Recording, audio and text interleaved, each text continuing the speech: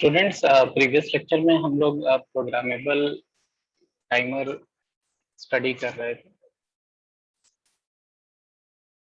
कुछ उसमें डाउट हो तो पूछ लीजिएगा, बिकॉज एक चीज है जो उसमें और हमें बतानी है, तो वो हम आज डिस्कस करेंगे। And अगर आप लोगों के कुछ डाउट हो तो पूछ लीजिएगा।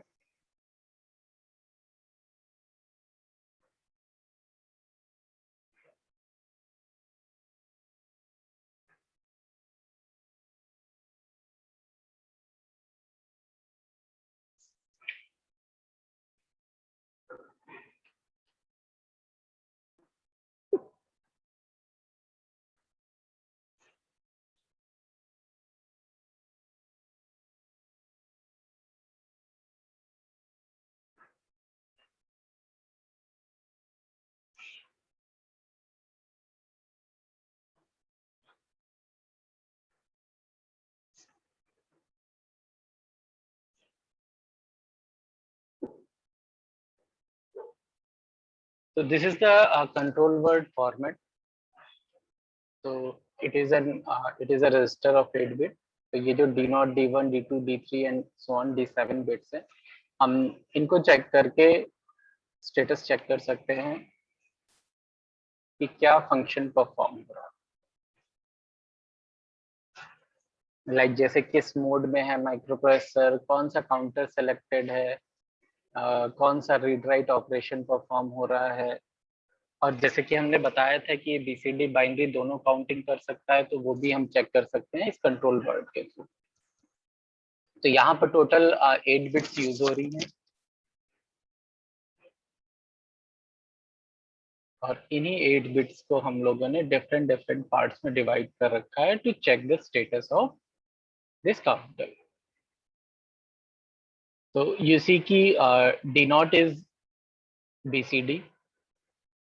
ठीक, तो ये सिंगल बिट यूज हो रही है। तो चेक कि जो हमारा काउंटर है ये बाइनरी काउंटर है या फिर बाइनरी कोडेड डेसिमल काउंटर यानी BCD काउंटर। और क्योंकि हम जो काउंटर यूज कर रहे हैं वो 16 बिट का काउंटर है, इसीलिए बाइनरी काउंटर भी होगा वो 16 बिट्स तक मैक्सिमम काउंट करेगा, इसके बियॉन्ड नहीं काउंट कर सकता है, because we are not having capacity to count more than 16 bits. For that purpose हमें याद इधर उसको एक्सटेंड करना पड़ेगा रजिस्टर को, then only we can extend our counter in case of binary. And binary coded decimal के case में तो हम लोगों के पास में लिमिटेशंस ही हैं। तो हम ये स्टेटस यहाँ से चेक कर सकते हैं बाय दिस बिट कि अगर ये बिट 0 है तो इट मीन्स कि ये बाइनरी काउंटर है, अगर ये बिट 1 है तो इट मीन्स कि ये BCD काउंट है। देन फिर ये 3 बिट्स हैं D0, D1, sorry D1, D2 and D3 bits. तो इनको नेम दिया गया है M0, M1 एंड M2। तो यहाँ पर टोटल हमारे पास में 5 मोड्स हैं, तो वो हम इन 3 बिट्स की वजह से हम उनको आइडेंटिफाई कर सकते हैं। तो यहाँ पर कौन कौन से मोड 0 से लेकर के मोड 5 तक के मोड से टोटल नंबर ऑफ मोड 6 हो जाएंगे, काउंटिंग 0 to 5 है।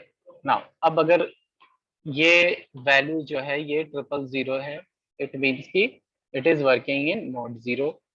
देन 001 है फॉर मोड 1। एंड उसके बाद में फिर ये दो कंडीशंस हैं, इसमें M2 की वैल्यू कुछ भी हो उससे कोई फर्क नहीं पड़ेगा। इट डिपेंड्स ऑन कि ये दोनों वैल्यूज क्या हैं। If it is 10 it is mode 2, if it is 11 then it is mode 3। Then 100 is for mode 4 and 101 is for mode 5। तो इस तरह से हम यहाँ पे मोड ऑफ ऑपरेशन भी आइडेंटिफाई कर सकते हैं। देन D4 एंड D5 दो बिट्स आ गई, RW0 एंड RW1। तो RW0 और RW1 का मतलब क्या हो गया कि ये रीड राइट पर बेस्ड है बेसिकली। तो अगेन इनकी जो वैल्यूज होंगी वो 00, 01, 10 एंड 11 होंगे, एंड अकॉर्डिंगली यहाँ पर उनके फंक्शंस है। तो अब यहाँ पर क्या है कि if it is 00 it means कि काउंटर लैच कमांड, यानी कि जो हमारे रीड ऑपरेशंस हैं वो परफॉर्म हो रहे हैं, जो हम लोगों ने रीड ऑपरेशन स्टडी किए थे। देन फिर 0 1 1 0 और 1 1 पे डिफरेंट डिफरेंट फंक्शंस हैं। मीन्स कि अगर रीड ऑपरेशन हो रहा है तो reading least significant byte only, अगर राइट ऑपरेशन होता है हो रहा है तो writing least significant byte only. तो इट डिपेंड्स ऑन कि हमारी जो RD बार है और WR बार, तो ये दोनों पिन्स की क्या वैल्यू है। तो जो पिन इनेबल होगी उसके अकॉर्डिंग ही रीड या राइट जो भी ऑपरेशन परफॉर्म हो रहा होगा वो परफॉर्म होगा। Then this is for most significant bit, और अगर 1 1 है तो इसका मतलब है कि रीडिंग और writing whichever is applicable. तो यहाँ पर क्या होगा कि लीस्ट सिग्निफिकेंट बाइट पहले रीड करेगा, देन फिर मोस्ट सिग्निफिकेंट बाइट, यानी कंप्लीट ये डेटा को रीड करेगा। Then D6 and D7 pins हैं, SC1 एंड SC नॉट इसे नेम दिया गया है। ये बिल्कुल A0 एंड A1 की तरह फंक्शन कर रही है। मीन्स कि अगर 0 0 है इट मीन्स कि काउंटर 0 इज सेलेक्टेड, 0 1 है it means counter 1 is selected, 1 0 counter 2 and 1 1 means कि रीड बैक कमांड। तो this is the control word of programmable timer, यानी जो 8253 या 8254 IC है।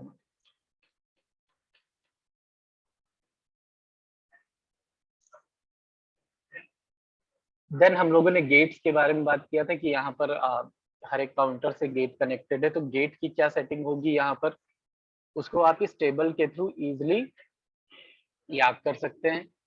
जैसे कि हमने अलग अलग मोड्स के लिए थ्योरेटिकली अलग अलग पढ़ा कि कब गेट हाई है, कब आउटपुट हाई है, लो है, उस तरह से।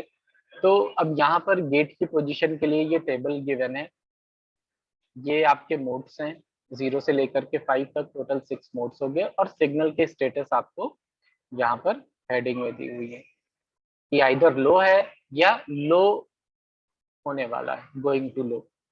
देन आइदर राइजिंग है या फिर हाई हो गया है। तो दो सिचुएशन इसी तरह से होती हैं कि या तो मतलब कि जैसे एक सिचुएशन होगी कि मान लीजिए कि ये वैल्यू है एंड इट इज हाई, और एक वैल्यू है कि it is going to high. Then एक सिचुएशन होगी कि it is going low and this is low. ये लो पोजीशन हो गई, ये गोइंग लो, ये राइजिंग पोजीशन हो गई, और ये हाई पोजीशन हो गई। तो मोड 0 में क्या है, जब गेट की वैल्यू लो होगी या लो की तरफ जा रही होगी तो at this time counting disable होती है, राइजिंग में कोई फंक्शन नहीं है, और हाई के केस में काउंटिंग इनेबल होती है। इसी तरह से डिफरेंट डिफरेंट मोड्स में डिफरेंट डिफरेंट टास्क हैं। जैसे ही राइजिंग होगी मोड 1 में तो it initiates counting and receipts output after next block. तो इसी तरह से अलग अलग मोड में जो जो फंक्शंस बताए थे उन फंक्शंस की आपको यहाँ पर एक समरी मिल जाएगी, तो आप इसका एक स्नैपशॉट रख लीजिएगा। अदरवाइज आप देख रहे हैं कि ये बुक में आपको पेज नंबर 496 में मिलेगा, तो आप वहां से भी इसको कैप्चर कर सकते हैं।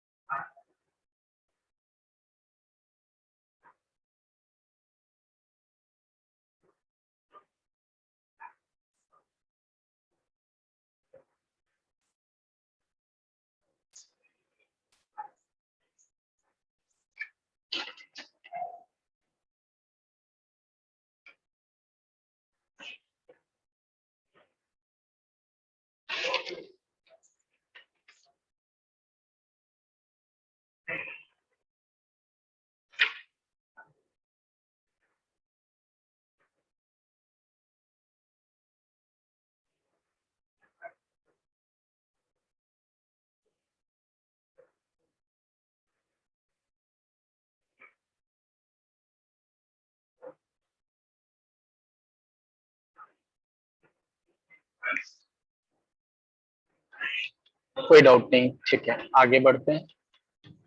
एक एग्जांपल और हम लोग इसका शेयर कर लेते हैं, देन फिर नेक्स्ट टॉपिक पे मूव ऑन करते हैं।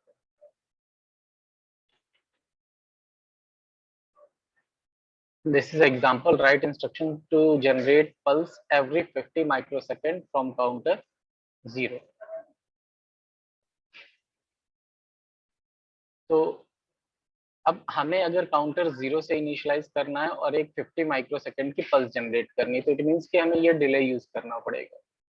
और काउंटर 0 को हम यूज कर रहे हैं और पल्स जनरेट करनी है, तो इट मींस कि हमें मोड 2 में इसको यूज करना पड़ेगा। गेट 0 शुड बी हाई, तो ये कंडीशन आपको मोड 2 में मिलेगी। हमें इसको मोड 2 में यूज करना पड़ेगा, बिकॉज मोड 2 में ही हम लोग क्या कर सकते हैं कि हम लोग पल्स जनरेट कर सकते हैं जितने भी ड्यूरेशन की चाहे, क्योंकि मोड 2 जो है वो रेट जनरेटर है। रेट जनरेटर मोड में क्या था कि हम लोग जो है जितने टाइम के लिए चाहे उतने टाइम के लिए उसको जनरेट कर देंगे, उसके बाद फिर आउटपुट हमारा क्या होता है कि फिर लो चला जाता है। तो अब इसके लिए हमारा जो कंट्रोल वर्ड है उसकी क्या वैल्यूज होनी चाहिए। तो काउंटर 0 सेलेक्ट करने के लिए हमें क्या करना पड़ेगा, ये दोनों वैल्यूज 0 0 करनी होंगी, क्योंकि ये दोनों वैल्यूज 0 0 है तो काउंटर 0 है, 0 1 है तो काउंटर 1, और 1 0 पे काउंटर 2 सेलेक्टेड होता है, तो हमें ये 0 0 करनी पड़ेंगी। देन 50 माइक्रोसेकंड्स की बात कर रहे हैं, तो हमें 8 बिट काउंट की जरूरत पड़ेगी। तो 8 बिट काउंट की जरूरत पड़ेगी तो हम क्या करेंगे, लोड 8 बिट काउंट करेंगे, तो हम 0 1 यूज करेंगे, बिकॉज हमें सिर्फ 8 बिट के काउंटर से हमारा काम चल जाएगा। बिकॉज हमने यहाँ पर कैलकुलेशन करके देखा है कि हमें सिर्फ और सिर्फ यहाँ पर 8 बिट के डेटा की रिक्वायरमेंट है, 64H की ही रिक्वायरमेंट है to create count of 50 microsecond. ठीक है, तो दैट इज वाई हम यहाँ पे सिर्फ 8 बिट काउंट को लोड करेंगे। देन मोड 2 हमें यूज करना है, तो हम यहाँ पर इसकी वैल्यू भी इन 3 बिट्स को जिनसे हम मोड आइडेंटिफाई करते हैं उनकी वैल्यू भी 0 1 0 रखेंगे, which is for mode 2। Then हम यहाँ पे बाइनरी काउंट कर रहे हैं तो हम इसको भी 0 कर देंगे फॉर बाइनरी काउंट। इसका मतलब कंट्रोल वर्ड की वैल्यू क्या होगी, 14H होगी। एंड काउंट हमने कैलकुलेट कर लिया 64H। नाउ हम लोग यहाँ पर अब प्रोग्राम लिख सकते हैं, तो यहाँ पर ये प्रोग्राम लिख दिया जाएगा।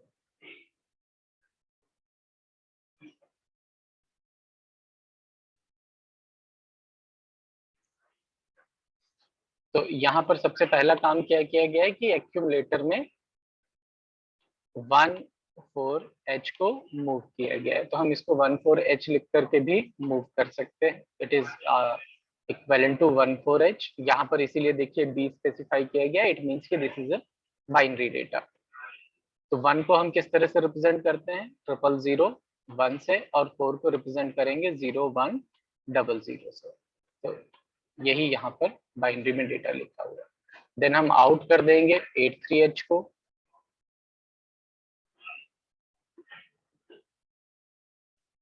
राइट इन कंट्रोल वर्ड, मतलब कि अगर हमें कंट्रोल रजिस्टर में राइट करना है तो उसके लिए हम ये कमांड यूज करते हैं।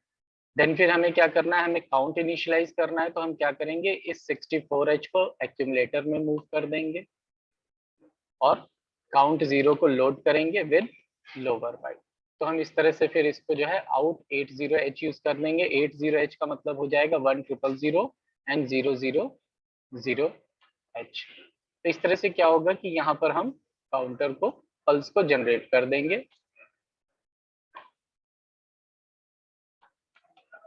तो मेन लॉजिक यही है यहाँ पर। बाकी लूप हम लोग लगाना मतलब हम लोगों को आता ही है, हम लूपिंग यहाँ पर इंसर्ट कर देंगे। जो लॉजिक है, लॉजिक यहाँ पर गिवन है कि हम किस तरह से इसको यहाँ पर लॉजिक क्रिएट करेंगे।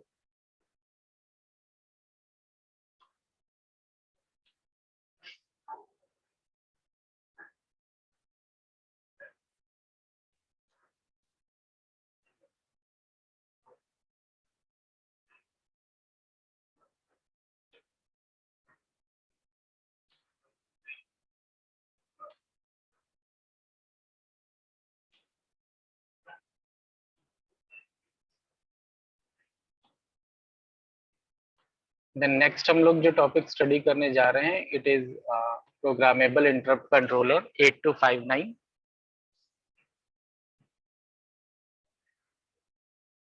तो सबसे पहले देख लेते हैं कि 8259 है क्या।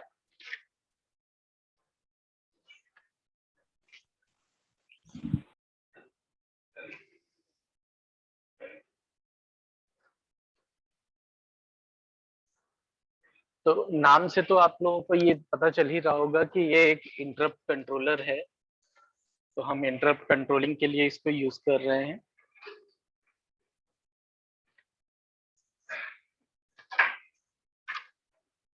तो पहले हम 8085 और 8086 के इंटरप्ट के बारे में थोड़ा सा डिस्कस कर लें कि कितनी इसमें इंटरप्ट होती हैं, फिर उनको कंट्रोल करें।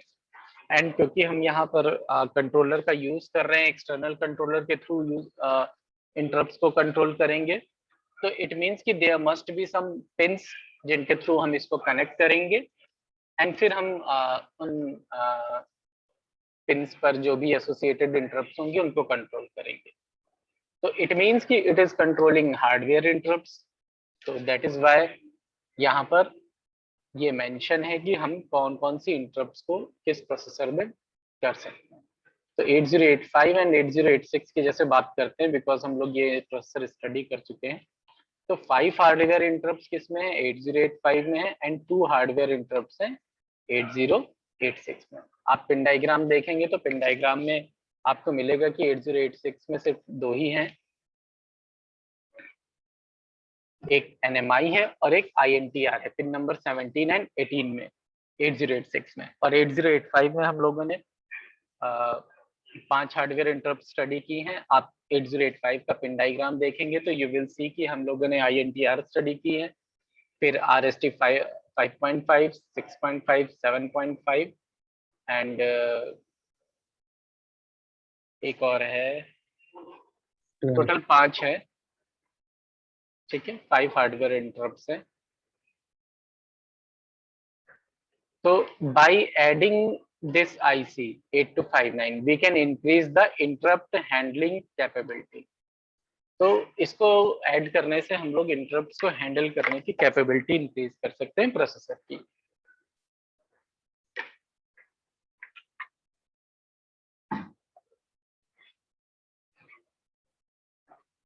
So this chip combines the multi interrupt input source to a single interrupt output.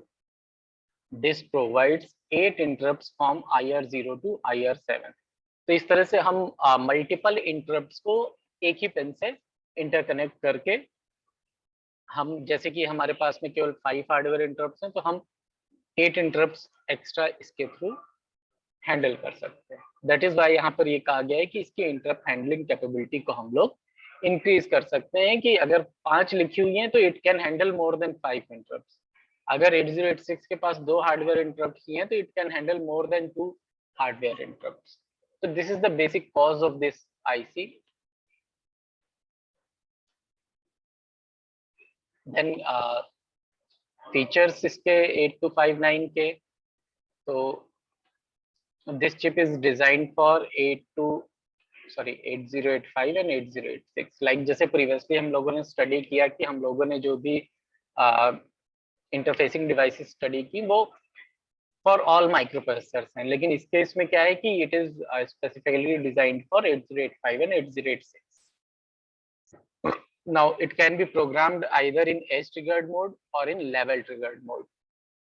तो इसके लिए आपको ये समझना पड़ेगा कि एज ट्रिगरिंग और लेवल ट्रिगरिंग क्या होती है। आप लोगों को पता है इसके बारे में, एज ट्रिगरिंग और लेवल ट्रिगरिंग के बारे में?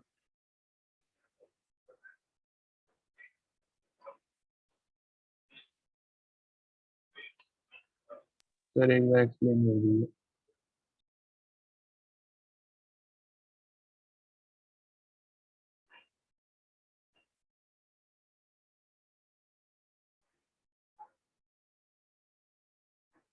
इस तरह की क्लॉक पल्स होती है, ये आप लोगों को पता ही है, हम लोगों ने टाइमिंग डायग्राम में स्टडी किया है कि ये क्लॉक पल्स होती है। अब उसके बाद में हम लोग क्या करते हैं कि जैसे कि इसी क्लॉक पल्स पे डिपेंड होकर के अदर सिग्नल्स जनरेट होते हैं। जैसे हम लोग ALE को जनरेट करते हैं या फिर रीड एंड राइट कमांड्स को जनरेट कर रहे हैं, तो हम इसी क्लॉक के बेसिस पर हम लोग जनरेट करते हैं।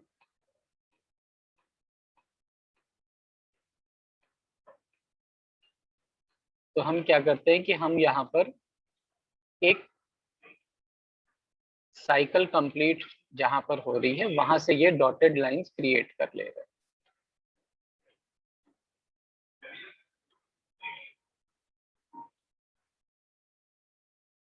अब एक एग्जांपल हम आपको बता देंगे लेवल ट्रिगरिंग का और एक एग्जांपल बता देंगे एज ट्रिगरिंग का।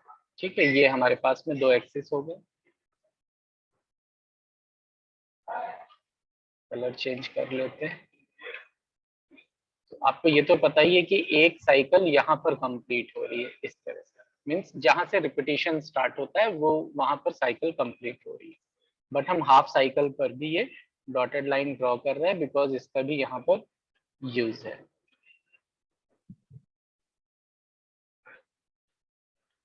हालांकि इस कॉन्सेप्ट को हम सिर्फ समझाने के लिए आपको बता रहे हैं, इसकी कहीं आपको जरूरत नहीं है।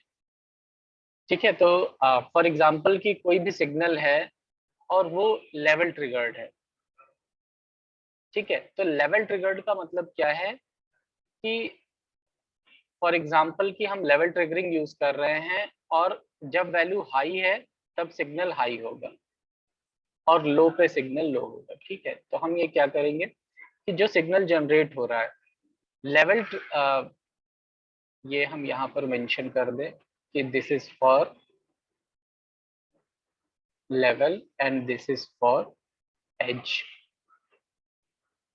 ठीक है, लेवल ट्रिगरिंग का मतलब क्या है कि जब तक ये लेवल है, हाई लेवल है, तब तक वैल्यू इसकी हाई रहेगी, अदरवाइज लो रहेगी। ठीक है, तो उस केस में हम क्या करेंगे, इसको इस तरह से ड्रॉ करेंगे। अगेन हाई हुई वैल्यू, अगेन हम इस तरह से ड्रॉ करेंगे, ये लो हो जाएगा। जैसे ही हाई होगा हाई, लो, हाई। ठीक है, तो हम इस सिग्नल को क्या कहेंगे, पॉजिटिव लेवल ट्रिगरिंग, क्योंकि पॉजिटिव के केस में ये पॉजिटिव जा रहा है। ऐसे ही अगर हम इसी को नेगेटिव कह देंगे तो नेगेटिव के केस में क्या होगा, अगर हम नेगेटिव लेवल की बात करेंगे तो नेगेटिव लेवल के केस में ये इस तरह से चलेगा और यहाँ इस ड्यूरेशन के लिए हाई होगा। आप ग्रीन कलर को सिर्फ देखिएगा अगर रिकॉग्नाइज कर पा रहे हो। ठीक, तो ये नेगेटिव लेवल ट्रिगरिंग होगी। तो ये तो लेवल ट्रिगरिंग हो गई, हम इसको रब कर दे रहे हैं।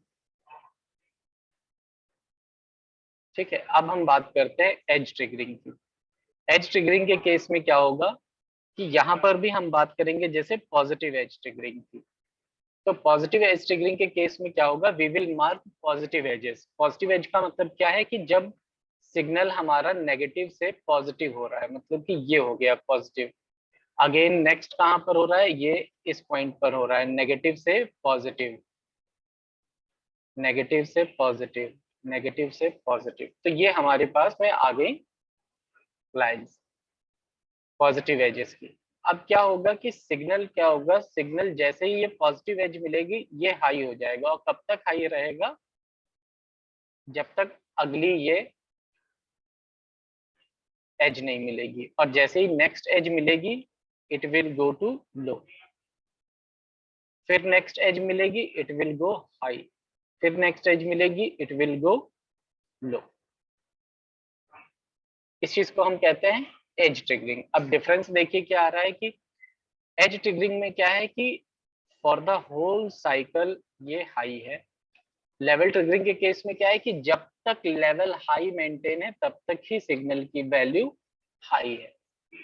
This is the difference between level triggering and edge triggering. Edge triggering के केस में it will see only edge, अगर एज मिल गई तो ये सिग्नल को हाई कर देगा और तब तक हाई करेगा जब तक अगली एज नहीं मिल जाएगी। अगली एज मिलेगी फिर लो चला जाएगा, फिर अगली एज मिलेगी हाई चला जाएगा, इस तरह से होता है। तो ये पॉजिटिव हो गया। ऐसे ही नेगेटिव का करेंगे तो we will check for falling edge, ये नेगेटिव एज है, नेगेटिव एज को चेक करेगा एंड नेगेटिव एज के अकॉर्डिंग पल्सेस को चेंज करेगा। क्लियर है पॉजिटिव मतलब लेवल एंड एज ट्रिगरिंग।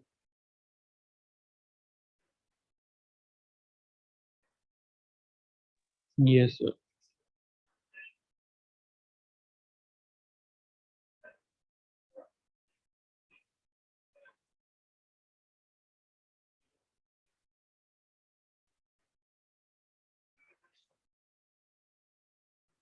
ठीक है, तो दोनों में से किसी भी मोड में इसको प्रोग्राम कर सकते हैं। Now we can mask individual bits of interrupt request register. वो अभी आगे देखेंगे कि इंटरप्ट रिक्वेस्ट रजिस्टर क्या है। तो हम क्या कर सकते हैं कि इंडिविजुअल बिट्स को भी इंटरप्ट रिक्वेस्ट रजिस्टर की मास्क कर सकते हैं, क्योंकि हम यहाँ पर डिफरेंट डिफरेंट इंटरप्ट यूज कर रहे हैं, जो कि अभी आप लोगों को बताया हमने कि यहाँ पर IR0 से लेके IR7 तक की 8 इंटरप्ट्स हैं।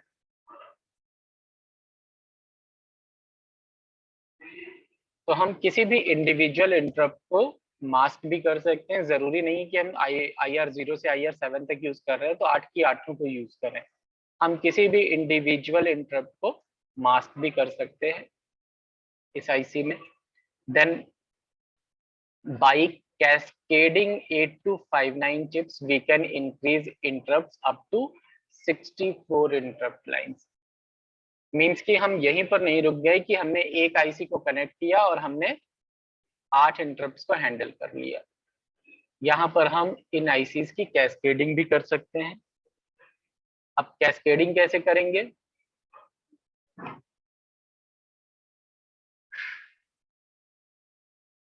क्लियर कर देते हैं। कैस्केडिंग का मतलब क्या है कि जैसे कि हमारे पास में ये 8259 है, ठीक, और इसमें हम सिर्फ अभी 8 पिन शो कर रहे हैं, IR0 से लेकर के IR7 तक की 1 2 3 4 5 6 7 8। तो अब यहाँ पर ये 8 इंटरप्ट्स जा रही हैं और ये क्या होंगी, इनको हम माइक्रो प्रोसेसर से कनेक्ट करेंगे। ये इधर कहीं से माइक्रो प्रोसेसर 8085 या 8086 से कनेक्टेड है। नाउ अब हम यहाँ पर कैस्केडिंग का मतलब क्या है कि एक 8259 को हमने यहाँ कनेक्ट किया इससे, एक 8259 को इससे कनेक्ट किया, एंड इसी तरह से एंड सो ऑन, जितनी भी ये पिन्स हैं हर एक से एक एक 8259 कनेक्ट कर दिया। और हर एक 8259 के पास में अगेन कितनी इंटरप्ट्स होंगी? 8 इंटरप्ट्स होंगी। तो इस तरह से 8 पिन में हम 8 8259 कनेक्ट कर सकते हैं, एंड बाय कैस्केडिंग दीज हम 8 क्रॉस 8 यानी कि 64 इंटरप्ट्स की हैंडलिंग कैपेसिटी तक इंक्रीज कर सकते हैं।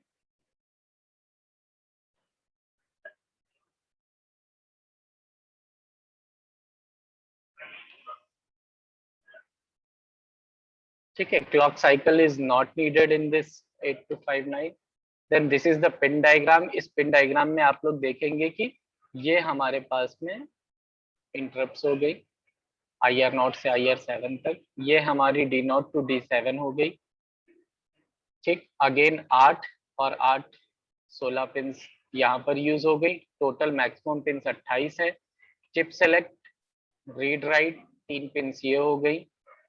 ग्राउंड, VCC 2 पिन ये हो गई।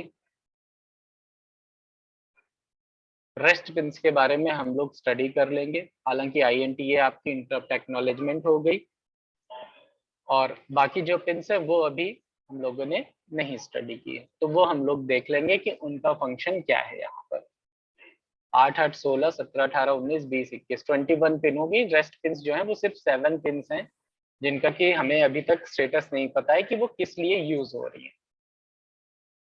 उनकी फंक्शनैलिटी हम लोग स्टडी कर लेंगे। ये फंक्शनल पिन डायग्राम है, बिल्कुल वैसे ही जैसे हम लोग माइक्रो प्रोसेसर में स्टडी कर रहे थे कि किस पिन की डायरेक्शन क्या है। जैसे कि जो इंटरप्ट रिक्वेस्ट हैं ये ऑलवेज एक्सटर्नली जनरेटेड सिग्नल होंगे, क्योंकि इंटरप्ट कहीं एक्सटर्नल से ही आ रही होंगी। दैट इज वाई इनकी डायरेक्शन इनवर्ड है। देन ये जो सिग्नल्स हैं CAS नॉट 1 2, ये आपके बाई डायरेक्शनल सिग्नल्स हैं, तो इनको तो अभी स्टडी करेंगे तब हमें समझ में आएगा कि एक्चुअल में ये सिग्नल क्या है। सप्लाई ऑलवेज इनवर्ड होगी, डेटा लाइंस बाई डायरेक्शनली होंगी। चिप सेलेक्ट इनवर्ड होगा, राइट इनवर्ड हो गया, रीड, ये सिग्नल्स माइक्रो प्रोसेसर से आ रहे हैं इसको इन्फॉर्म करने के लिए कि रीडिंग ऑपरेशन या राइटिंग ऑपरेशन है, दैट इज वाई ये इनवर्ड होंगे, ए नॉट इनवर्ड है, और ये सिग्नल्स अभी हम लोगों को स्टडी करना है।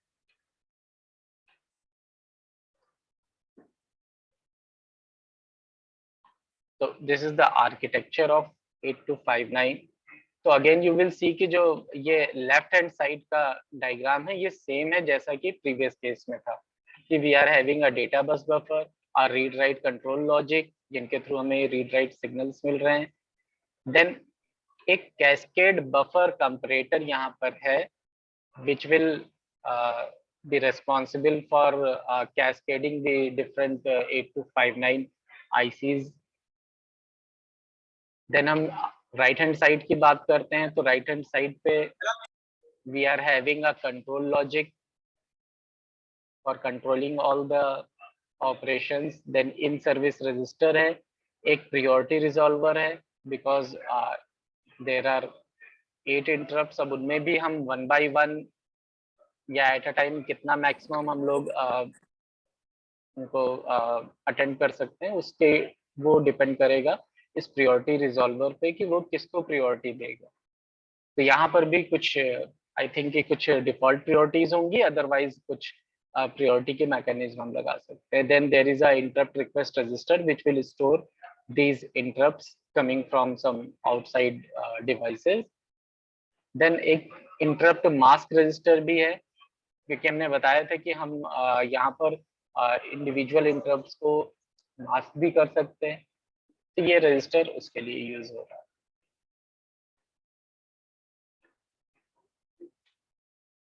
Data bus buffer, read write control logic, ये हम लोग स्टडी कर चुके हैं। कंट्रोल लॉजिक के बारे में भी स्टडी कर चुके हैं, क्योंकि इसका काम वही होता है कि सारी फंक्शनैलिटी को कंट्रोल करना। तो यहाँ पर देखिए INTR और INT दो पिन्स हैं।